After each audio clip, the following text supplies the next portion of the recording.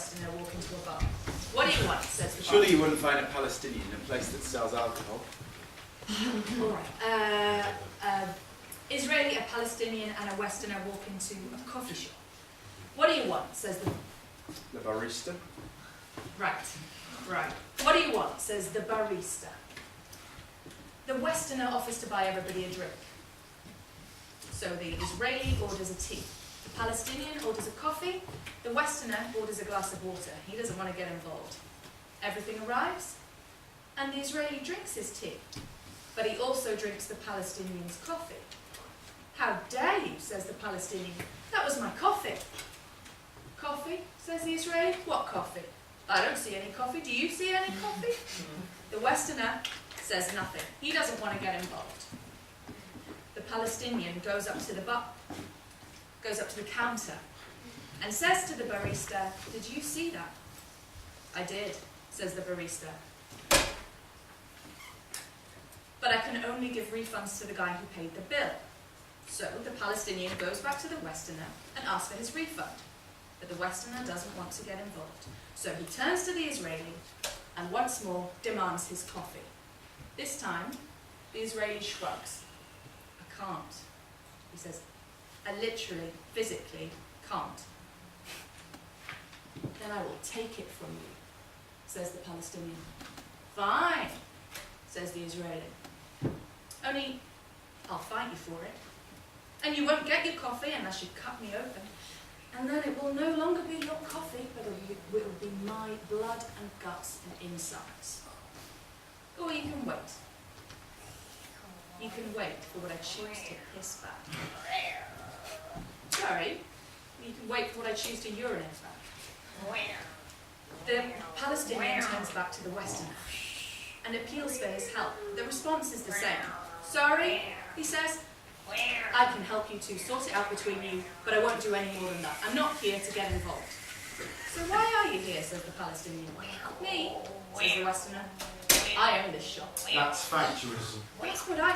Are you cheating? You're cheating, aren't you? Let me check your sleeves.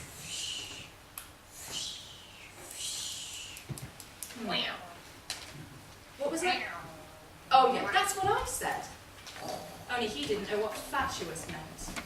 He just sat there looking offended and then he refused to eat another bite. But there you go. That's politicians around here. Can I quote you on that? And what? Voice of the common people. The Israeli women rip whole. That's the politicians round here. To what end? Gives a bit of colour to the piece, a bit of pathos. Colour? I didn't say anything. It's a nice soundbite. You didn't ask me for a soundbite. You just asked me about how lunch... Shh, be quiet. All right. I won't use it. If you had to give me a soundbite, what would it be? Look, I hardly think any of this lends itself to flippancy or clear, concise statements, do you? Why not? A Palestinian man goes for a walk. On his way, he passes a neighbour reading a foreign newspaper. Look, says the neighbour, have you read this? The man looks. Israel blockades AIDS effort. Death, rockets, suffering runs the headline. Ah, says the neighbour. Well, that's the Jews for you. They never give anything back. No, all the Jews do is take. They've never given us anything but suffering. Well, that's not true, says the man. They gave us this newspaper. That's anti-Semitic. You really buy into that Zionist conspiracy bullshit, don't you? Offensive. Nothing I think- offensive. You both missed the point. There was a point. Tell me the point, please. I need something to finish with a bit of colour.